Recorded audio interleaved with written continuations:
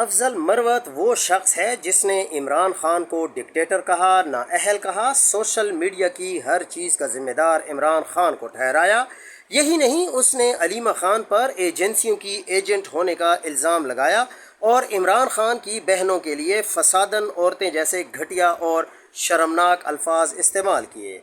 अब अगर ये सब कुछ सुनने के बाद भी कोई शख्स सिर्फ ज़ाती मरासिम, पुराने ताल्लुकात या ज़ाती एहसानात की बुनियाद पर ऐसे इंसान को दोबारा पार्टी में लाने या पार्टी कैडरान के साथ मरवत की कुर्बतें बढ़ाने के ख्वाब देख रहा है, तो उसे ये समझ लेना चाहिए कि वो नज़रिए से नहीं, ताल्लुकदारी से सियासत कर रहा है। ये कोई मामूली सियासी इख्तिलाफ नहीं कि कल गाली दो, किरदार कुशी करो, ख़ानदान पर हमले करो, फिर चंद ज़ाती ताल्लुकात की बुनियाद पर सब कुछ मुआफ़ करके दोबारा गले लगा लिया जाए। अगर इमरान खान के ख़ानदान की तज़हीक पार्टी को नुकसान पहुँचाने और नज़रिए पर हमलों के बाद भी किसी की हमदर्दियाँ मरवत के साथ हैं, तो वो शख्स इमरान खान और उसके कारकुनान का दुश्मन है। वाज़ेह बात है कि इमरान खान, उसका ख़ानदान और उसका नज़रिया किसी की ज़ाती दोस्तियों, बैठकों या ताल्लुकात से छोटा नहीं है। जो शख्स ये लकीर मिटाने की कोशिश करे, वो चाहे कितना ही करीबी क्यों ना हो, कारकुन उसे अपने मौक़िफ़ के ख़िलाफ़ ही समझेंगे। अगर आप लोग देखें तो अभी कुछ देर पहले पाकिस्तान के जुनैद अकबर ख़ान, पीटीआई के जुनैद अकबर ख़ान ने शेर अफजल मरवत के बारे में कहा कि उनके मुझ पर बहुत एहसानात थे, हम उनके साथ फासले कम कर रहे थे और जब मैं कैद था तो सबसे ज़्यादा आवाज़ उन्होंने उठाई। लेकिन सियासत अगर सिर्फ ज़ाती एहसानात, ताल्लुकात और वक्ती फ़ायदों का नाम बन जाए तो फिर नज़रिया, उसूल और इज्तिमाई मफाद एक खोखला नारा बनकर रह जाता है।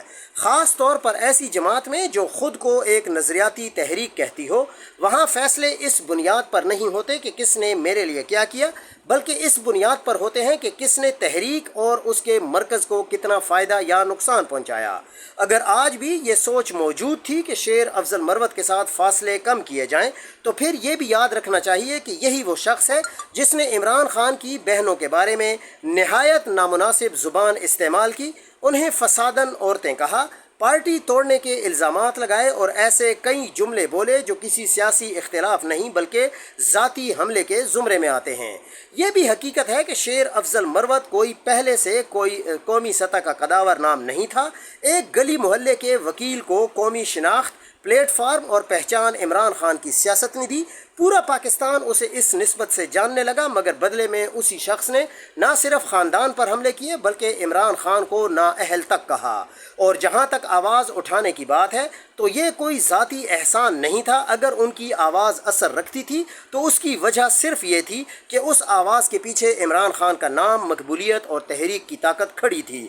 वरना आपके कद के कैद के दिनों में जो सिर्फ एक शख्स ने नहीं, लाखों कारकुन, सपोर्टर्स और बेनाम लोग भी आवाज़ उठा रहे थे। फ़र्क सिर्फ ये था कि उनके पास माइक नहीं था मगर वफादारी ज़रूर थी।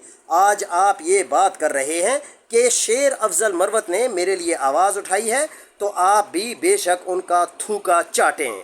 शेर अफजल मरवत के मुंह पर हर बंदा थूक रहा है, मज़ीद लोगों की थूक के लिए जगह नाकाफ़ी है। लिहाजा जुनैद अकबर के मुंह पर थूक लें, क्योंकि उस पर शेर अफजल मरवत के बड़े एहसानात हैं। इनके लिए नज़रिया या इमरान खान कोई मानी नहीं रखता। इनके लिए सियासत है वो अपनी ज़ात और सिस्टम बचाने के हद तक महदूद है। हम तो बड़े हैरान और परेशान हुए कि जुनैद अकबर ख़ान जैसा शख्स ये बात कर रहा है कि उसके मुझ पर एहसानात हैं। उसके एहसानात आप अपने पास और अपने जो ड्रॉर है उसमें संभाल कर रखें।